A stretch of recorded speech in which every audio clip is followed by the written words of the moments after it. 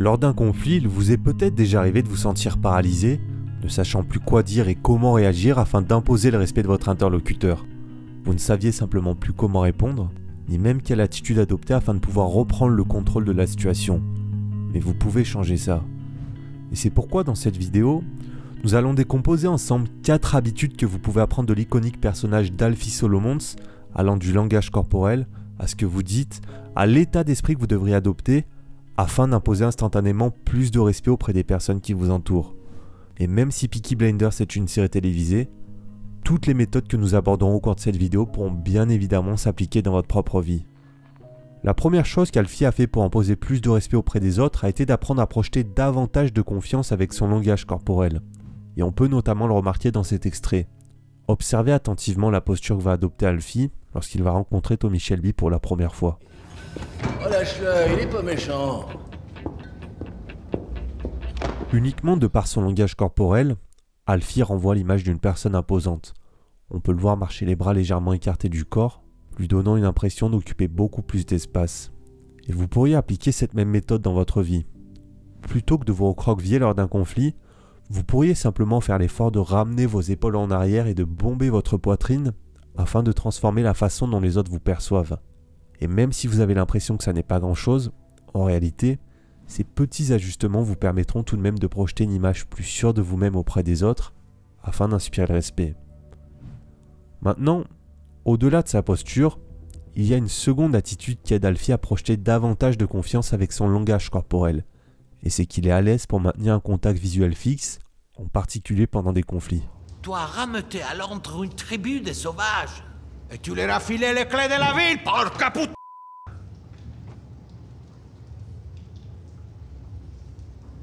Oui, vous autres Russes, hein? Vous avez traqué ma maman avec des chiens. Ouais. Maintenant, bien sûr, dans votre propre vie, je ne vous recommande pas de faire exactement la même chose. Si vous maintenez le regard et que l'autre personne en fait de même, vous risquez simplement de créer encore plus de tension entre vous, ce qui pourrait rapidement faire dégénérer les choses. C'est pourquoi dans ce type de situation, la plupart des gens préfèrent détourner les yeux en regardant vers le bas afin d'éviter toute confrontation. Mais l'habitude que vous pourriez plutôt adopter, afin de désamorcer la tension sans paraître faible, est de maintenir le regard de l'autre personne dans un premier temps, puis de porter votre regard sur le côté au lieu de le descendre. Et regardez justement comment Alfie utilise parfaitement cette méthode lors d'un conflit avec Arthur Shelby. Je suis plutôt du genre Ancien Testament. Bordel de merde. Félicitations, Tommy. Là, tu disposes d'une vraie perle, dis donc, il est génial.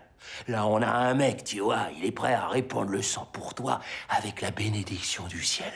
Maintenant, pour vous donner une estimation, qui variera bien sûr en fonction de chaque situation, vous pouvez maintenir le contact visuel de l'autre personne pendant 5 à 8 secondes, puis détourner ensuite votre regard sur le côté pendant 2 à 3 secondes pour désamorcer la tension, avant d'établir le contact visuel à nouveau. Ce qui vous permettra essentiellement de ne pas avoir l'air intimidé, sans pour autant projeter moins de confiance. Maintenant, au-delà de son langage corporel, la deuxième habitude que vous pouvez apprendre d'Alfie est de répéter les derniers mots de l'autre personne afin de montrer votre désaccord.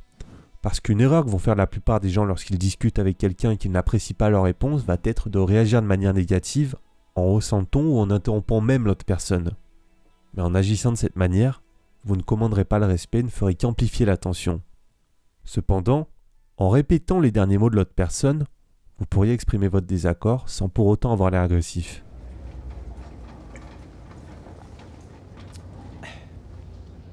Pas mauvais. Pas mauvais. Pas mauvais. Vous devez vous montrer plus réaliste. Réaliste, hein? Réaliste.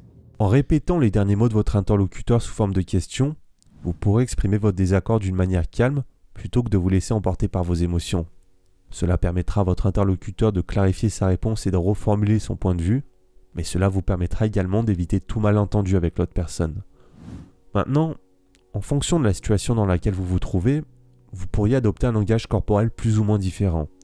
Si vous voulez faire passer le message d'une façon subtile, répétez les derniers mots de l'autre personne en arborant un léger sourire afin de montrer votre état de surprise. Mais si vous souhaitez montrer votre désaccord à l'autre personne d'une manière plus ferme, Alors répétez ces derniers mots en haussant légèrement les sourcils, tout en maintenant son regard pendant quelques secondes. Chaque situation appellera bien évidemment une réaction différente de votre part. Mais la plupart du temps, répondre de cette manière agira comme une sorte de premier avertissement qui dissuadera l'autre de continuer sur cette voie. Maintenant, il y a une autre technique que vous pouvez utiliser et qu'Alfie emploie régulièrement dans ce type de situation. Et c'est justement ce qui nous amène à la troisième habitude de cette vidéo. Alfie utilise régulièrement l'humour afin de paraître plus calme dans des situations de conflit. Il parvient à maintenir un équilibre entre humour et intimidation en faisant régulièrement des plaisanteries lors de contextes sous tension, ce qui donne constamment l'impression qu'il n'est jamais intimidé par la pression que les autres essaient d'exercer sur lui. Je suis venu ici pour parler affaires avec vous, monsieur Solomons. Wow! Le rhum, c'est bon pour la déconne et la baise, non? Le whisky, ça, c'est pour les affaires. T'y es déjà allé? Non. Non? J'ai toujours cru que tu portais une espèce d'énorme anneau en or dans le nez.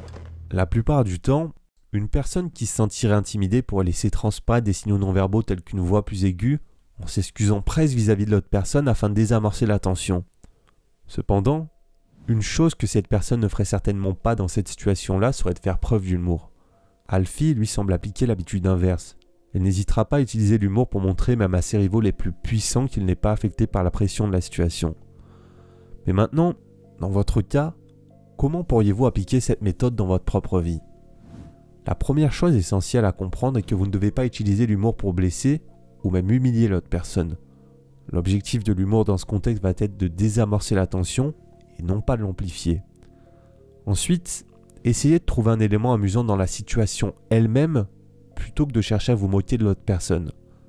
Par exemple, si vous avez un désaccord avec votre conjoint ou votre conjointe sur la manière de résoudre un problème, vous pourriez plaisanter sur le fait que vous avez l'impression d'être dans la villa des cœurs brisés où personne n'arrive jamais à se mettre d'accord.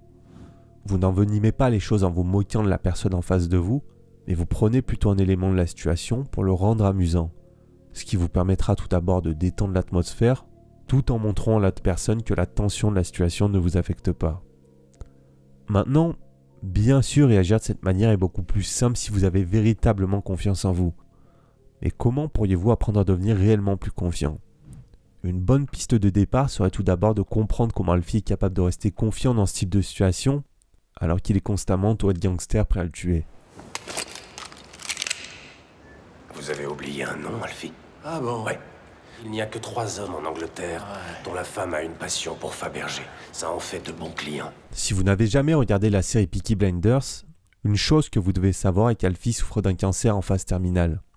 Il sait que ses jours sont comptés, et il n'a donc plus peur de rien ni de personne. Et même si ça n'en a pas l'air, il y a tout de même une leçon concrète que nous pouvons tous apprendre de cette situation. Parce que nous allons tous mourir un jour.